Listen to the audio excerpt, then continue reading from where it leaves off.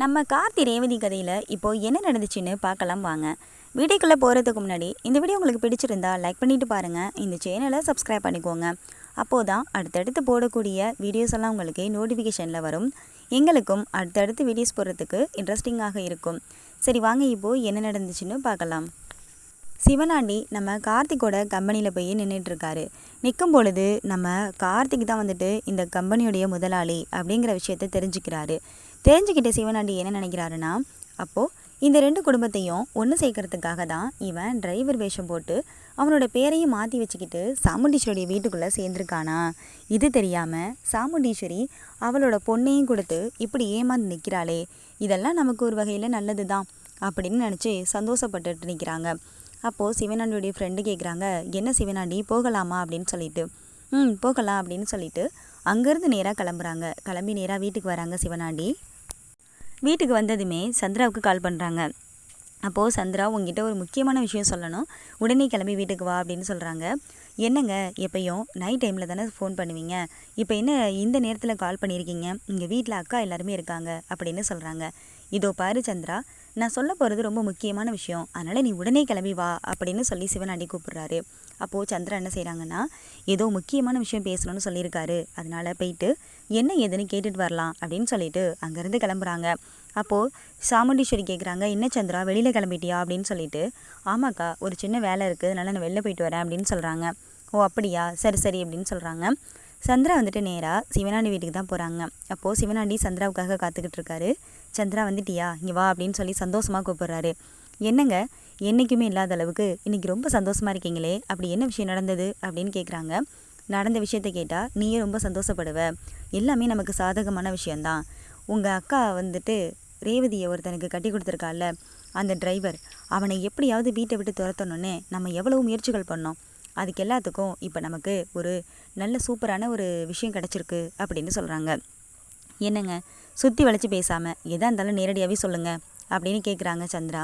அப்போ சிவனாண்டி சொல்கிறாரு, இங்கே பாரு சந்திரா, நான் சொல்ல வரதை நீ கொஞ்சம் பொறுமையாக கேளு, என்ன நடந்துச்சு தெரியுமா அப்படின்னு சொல்லிட்டு 1 by 1 சொல்ல ஆரம்பிக்கிறாங்க. அப்போது இந்த ராஜாங்கிறவனோட பேர் கார்த்திகேயன், இவனோட ஊர் சென்னை, இவனுக்கு பெரிய தொழிலெல்லாம் இருக்குது, நிறைய தொழில் அதிபரில் இவனும் ஒருத்தன், இவனுக்குன்னு ஒரு பெரிய சாம்ராஜ்யமே இருக்குது சென்னையில். இவனோட அம்மா அபிராமி நாச்சியார், இவனோட அப்பா வந்துட்டு அருணாச்சலம் அப்படிங்கிற விஷயங்களை எல்லாத்தையும் சொல்கிறாங்க. எல்லாத்துக்கும் மேலே இவன் அந்த ராஜராஜனுடைய பேரன்தான் அப்படின்னு சொல்கிறாங்க. நீங்கள் என்னங்க சொல்கிறீங்க, நீங்கள் சொல்கிறதெல்லாம் உண்மையா அப்படின்னு சொல்லி கேட்குறாங்க. ஆமாம் சந்திரா, நான் சொல்கிறது அத்தனையுமே உண்மைதான் அப்படின்னு சொல்லி சத்தியம் பண்ணுறாங்க. ஏங்க, இந்த ஒரு விஷயம் போதுமேங்க, இது போதுங்க, அவனை எப்படி வீட்டை விட்டு விரட்டுறன்னு பாருங்க அப்படின்னு சொல்கிறாங்க. நீ இப்போவே போயிட்டு உன் அக்கா கிட்ட இந்த விஷயத்தை எல்லாத்தையும் சொல்லு, அவளே அவனை கழுத்தை பிடிச்சி வெளியில் தள்ளிடுவா பாரு அப்படின்னு சொல்கிறாங்க. சரிங்க, அப்போ நான் உடனே கிளம்புறேன், இது தாமதிக்கக்கூடாதுங்க அப்படின்னு சொல்கிறாங்க. ஆமாம் சந்திரா, நீ சீக்கிரமாக கிளம்பு அப்படின்னு சொல்கிறாங்க. சந்திரா என்ன செய்கிறாங்கன்னா, நேராக கிளம்பி வீட்டுக்கு போகிறாங்க. வீட்டுக்கு போகும்பொழுது, அக்கா அக்கா இங்கே கொஞ்சம் வரியா, மாமா எல்லோரும் எங்கே இருக்கீங்க, ரேவதி அப்படின்னு சொல்லி எல்லாரையும் கூப்பிடுறாங்க. இப்போ சந்திரா வந்து கேட்குறாங்க. சாமுண்டீஸ்வரி வந்து கேட்பாங்க, என்னாச்சு சந்திரா, இப்போ எதுக்காக எல்லாரையும் சத்தம் போட்டு கூப்பிட்டுட்ருக்க அப்படின்னு சொல்லி கேட்குறாங்க. உங்ககிட்டலாம் ஒரு ரொம்ப முக்கியமான விஷயம் சொல்லணும். ஆமாம், எங்கே ரேவதி அப்படின்னு கேட்குறாங்க. ரேவதியும் மாப்பிள்ளையும் இப்போ தான் வெளியில் போயிருக்காங்க அப்படின்னு சொல்கிறாங்க. வெளியில் போயிட்டாங்களா, அது சரி, ரேவதியும் வரட்டும், வந்ததுக்கு பிறகு நான் சொல்கிறேன் அப்படின்னு சொல்கிறாங்க. அப்படி என்ன விஷயம் அப்படின்னு சொல்லி கேட்க, ரொம்ப ரொம்ப முக்கியமான விஷயம்க்கா அப்படின்னு சொல்கிறாங்க. சரின்னு சொல்லிட்டு வெயிட் பண்ணிகிட்ருக்காங்க. நம்ம ரேவதியும் நம்ம கார்த்திக்கும் நேராக கோவிலுக்கு போகிறாங்க.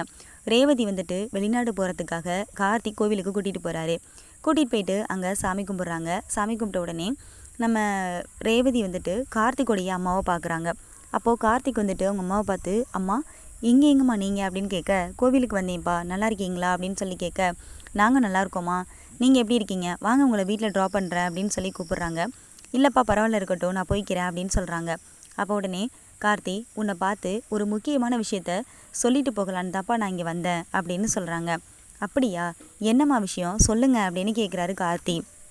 அப்போது அபிராமி சொல்கிறாங்க, இதோ பாரு கார்த்தி, உனக்கும் ரேவதிக்கும் பல பிரச்சனைகளுக்கெல்லாம் நடுவில் தான் இந்த கல்யாணம் நடந்து முடிஞ்சது. அதை பற்றி நம்ம ஜோசியர்கிட்ட பார்க்குறதுக்காக நான் போயிருந்தேன்ப்பா. சரிம்மா சொல்லுங்கள், என்ன சொன்னார், அந்த ஜோசியர் உன்னோட ஜாதகத்தை பார்த்துட்டு என்ன சொன்னாருன்னா, உனக்கும் உன் மனைவிக்கும் ஒரு பெரிய கண்டம் இருக்கான். உன் மனைவி உன்னை விட்டு 5 வருஷத்துக்கு பிரிஞ்சு இருக்கிற மாதிரி ஒரு சூழ்நிலை ஏற்படும்னு சொல்லியிருக்காருப்பா அப்படின்னு சொல்கிறாங்க. உடனே ரேவதி அதிர்ச்சி ஆகுறாங்க. என்ன இது, இவ்வளோ கரெக்டாக சொல்கிறாங்களே அப்படின்னு சொல்லி ஆச்சரியப்படுறாங்க. அப்போ கார்த்தி சொல்கிறாங்க, அம்மா நீங்கள் என்ன சொல்கிறீங்க அப்படின்னு கேட்க, ஆமாப்பா அப்படின்னு சொல்கிறாங்க. இல்லைம்மா அப்படியெல்லாம் ஒன்றும் இருக்காது, நீங்கள் மனசை போட்டு குழப்பிக்காதீங்கம்மா அப்படின்னு சொல்கிறாங்க. இல்லைப்பா கார்த்தி, நான் வழக்கமாக பார்க்குற நம்ம குடும்ப ஜோசியர்ப்பா, அவர் சொன்னாருன்னா எல்லாமே நல்ல விஷயமா தான் இருக்கும், கரெக்டாக நடக்கும். இப்போ அவர் இந்த மாதிரி ஒரு சூழ்நிலையை சொன்ன உடனே எனக்கு மனசு ரொம்ப கஷ்டமாக இருந்தது. அதனால தான் கோவிலுக்கு வேண்டிக்கிட்டு வந்தேன். வந்த இடத்துல உன்னை பார்த்ததில் எனக்கு ரொம்ப சந்தோஷம். பார்த்து 2 பேரும் பத்திரமா நடந்துக்கோங்கப்பா அப்படின்னு சொல்கிறாங்க. அப்போ உடனே ரேவதி அமைதியாக இருக்காங்க. ஏம்மா ரேவதி, உனக்கு என்னோடய பிள்ளைய கல்யாணம் பண்ணிக்கிட்டதில் விருப்பம் இல்லைன்னு எனக்கு நல்லா தெரியும். ஆனாலும் என் பையன் ரொம்ப நல்லவம்மா அப்படின்னு சொல்லி கார்த்திகை பற்றி சொல்கிறாங்க. அப்போ உடனே சரி அங்கேருந்து 2 பேரும் கிளம்பலான்னு சொல்லிட்டு முடிவெடுத்து அங்கேருந்து நேராக கிளம்புறாங்க. கிளம்பிட்டு நேராக வீட்டுக்கு தான் வராங்க. வீட்டுக்கு வந்ததுக்கு பிறகு நம்ம கார்த்திக் வந்துட்டு என்ன செய்கிறாருன்னா, ரேவதியை கூட்டிகிட்டு அவங்க ரூமுக்கு போகிறாங்க. அப்போது சந்திரா சாமுண்டீஸ்வரி எல்லாம் ஹாலில் இருக்காங்க. வந்துட்டானா, நீங்கள் வரட்டும்னு தான் வெயிட் பண்ணிக்கிட்டு இருந்தேன், எங்கே நேராக போகிற, இங்கே வா அப்படின்னு சொல்லி கூப்பிட்றாங்க சந்திரா. அப்போது சாமுண்டீஸ்வரி சொல்கிறாங்க, இதோ பாரு சந்திரா, இப்போ எதுக்காக நீ இப்போ மாப்பிள்ளையை கூப்பிட்டுட்டு இருக்க, என்ன விஷயம்னு சொல்லு அப்படின்னு கேட்குறாங்க. அக்கா, நீ உன் மாப்பிள்ளைன்னு சொல்லிட்டு இந்த குடும்பமே தலையில் தூக்கி வச்சு கொண்டாடுறீங்க பார்த்தீங்களா, அவன் யார் தெரியுமா, இவன் டிரைவரே கிடையாது, இவன் பேர் ராஜாவும் கிடையாது அப்படின்னு சொல்லுவாங்க. என்ன சொல்கிற நீ, மாப்பிள்ளையை பார்த்து டிரைவர் இல்லைங்கிற, அவரோட பேர் கூட ராஜா இல்லைன்னு சொல்கிற, உனக்கு என்ன ஆச்சு சந்திரா அப்படின்னு கேட்குறாங்க.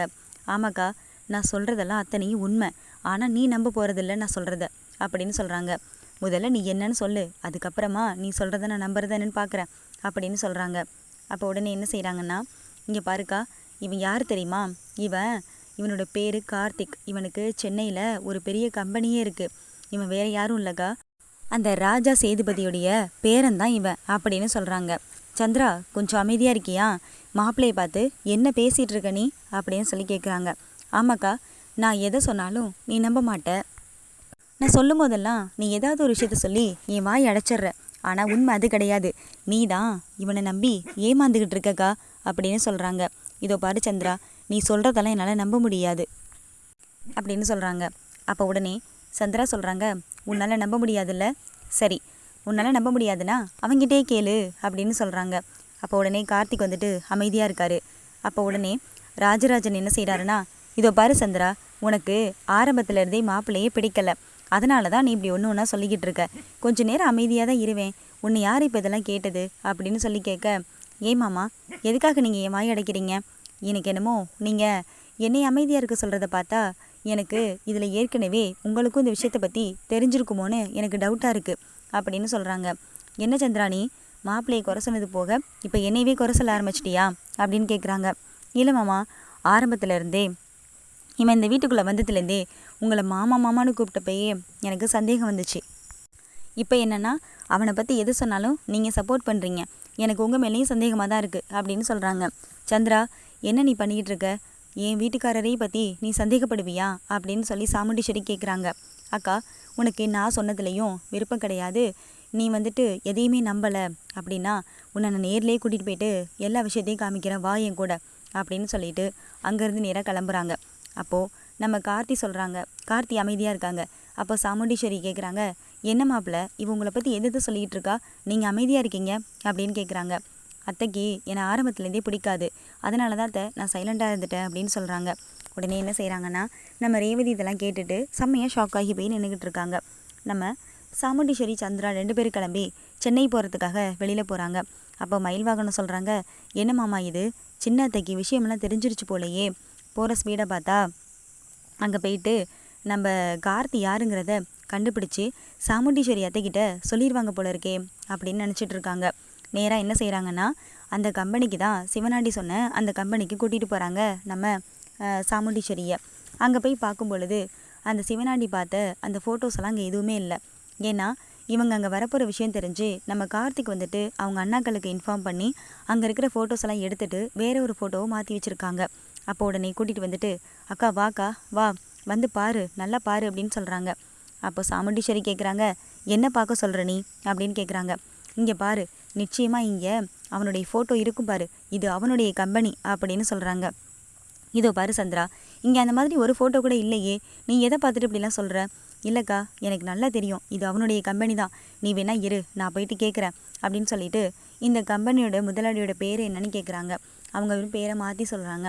மாற்றி சொன்ன உடனே சந்திராவுக்கு ஒரே டவுட்டு, ஒருவேளை நம்ம வர விஷயம் தெரிஞ்சுக்கிட்டு இவன் எல்லாத்தையும் மாற்றிட்டான் போல இருக்கு அப்படின்னு நினைக்கிறாங்க. அப்போ உடனே சாமுண்டீஸ்வரி சொல்கிறாங்க, என்ன சந்திரா, நீ பாட்டுக்கு சொன்னேன்னு நான் இருக்கிற வேலையெல்லாம் விட்டுட்டு உன்கிட்ட கிளம்பி வந்தா இங்கே வந்துட்டு நீ என்னென்னமோ பண்ணிகிட்டு இருக்க, இதெல்லாம் எனக்கு கொஞ்சம் கூட பிடிக்கல, டயத்தை வேஸ்ட்டு பண்ணது போதும், கிளம்பி போகலாம் அப்படின்னு சொல்கிறாங்க. ஐயோ இல்லைக்கா, நான் சொல்கிறதெல்லாம் உண்மை, அவன் நிஜமாகவே இந்த கம்பெனியோடைய முதலாளிக்கா, அவன் அந்த கிளவியோட பேரன்க்கா, நீ பாரு, உனக்கே உண்மைகள்லாம் ஒரு நாள் தெரிய போகுது, அப்போ தெரியும் உனக்கு நான் சொன்னதெல்லாம் உண்மையா பொய்யான்னு அப்படின்னு சொல்கிறாங்க.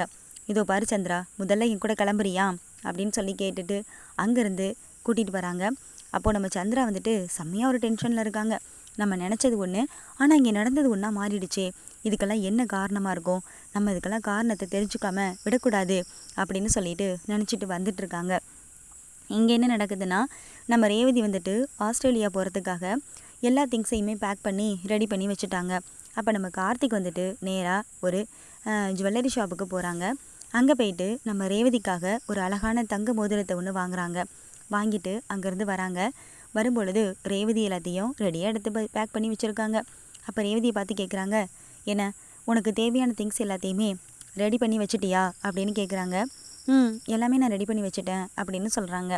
சரி, இது நாள் வரைக்கும் நீங்கள் இருந்த, நீ என்னை எப்படி பார்த்தேன்னு எனக்கு தெரியாது, ஆனால் எனக்கு மனசளவில் நான் உனக்கு எந்த துரோகமும் செய்யலை, நான் உனக்கு வந்துட்டு எந்த ஒரு கெடுதலும் செய்யலை, இந்த திருமணம் கூட என்னோடய விருப்பமே இல்லாமல் தான் நடந்துச்சு, அது உனக்கு தெரியுமா தெரியாதான்னு எனக்கு தெரியல, நிச்சயமாக சொல்கிறேன், ஆனால் நான் வந்துட்டு உன்னை கல்யாணம் பண்ணிக்கணும்னு எந்த முன்னோக்கமும் முன் விரோதமும் எனக்கு இல்லை, நான் வந்துட்டு யதார்த்தமாக தான் உன் கழுத்தில் தாலி கட்டினேன், அத்தையோட மானத்தை காப்பாற்றுறதுக்காகவும் அவங்க சொன்ன வார்த்தைக்கு மதிப்பு கொடுத்தும் தான் நான் அந்த கல்யாணத்தை பண்ணேன், ஆனால் என்னை உனக்கு பிடிக்காதுன்னு எனக்கு ரொம்பவே நல்லா தெரியும், ஆனால் நீ இங்கேருந்து போகிறதுனால உனக்கு நான் ஒரு சின்ன கிஃப்ட் வாங்கிட்டு வந்திருக்கேன், இது உனக்கு பிடிக்குமான்னு கூட எனக்கு தெரியல, நீ என்னை நம்புவியான்னு கூட எனக்கு தெரியல, ஆனால் இதை நீ வாங்கிக்கிட்டீன்னா எனக்கு சந்தோஷம் அப்படின்னு சொல்கிறாங்க நம்ம கார்த்தி.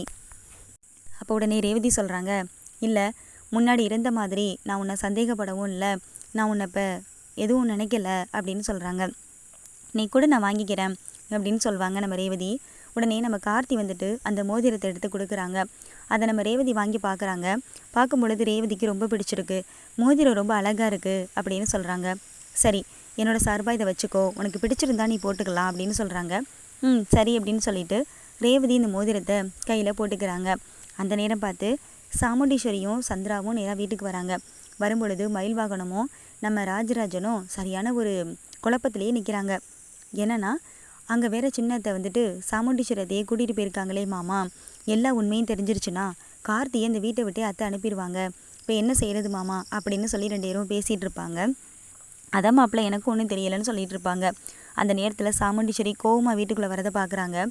அப்போது மயில் வாங்கன்னு சொல்கிறாங்க, மாமா அத்தையோட முகமே சரியில்லை, எனக்கு ரொம்ப ரொம்ப பயமாக இருக்குது மாமா அப்படின்னு சொல்கிறாங்க. பின்னாடியே நம்ம சந்திரகலா வராங்க. அப்போ உடனே நம்ம ராஜராஜன் கேட்குறாங்க, சாமுண்டீஸ்வரி என்ன ஆச்சு, சந்திரா சொன்னதெல்லாம் உண்மையா அப்படின்னு தெரியாத மாதிரியே கேட்குறாங்க. அப்போது சாமுண்டீஸ்வரி சொல்கிறாங்க, இல்லைங்க, இவ பேச்சை கேட்டுக்கிட்டு இவ்வளோ தூரம் நான் போனது தான் வேஸ்ட்டு, அங்கே இவ சொன்ன மாதிரி எந்த ஒரு விஷயமே நடக்கலை, இவளுக்கு யாரோ ஏதோ தப்பாக சொல்லியிருக்காங்க, அதை கேட்டுக்கிட்டு இவளும் என்னோட நேரத்தை வேஸ்ட்டு பண்ணி இங்கேருந்து இந்த கூட்டிகிட்டு போயிருக்கா அப்படின்னு சொல்கிறாங்க.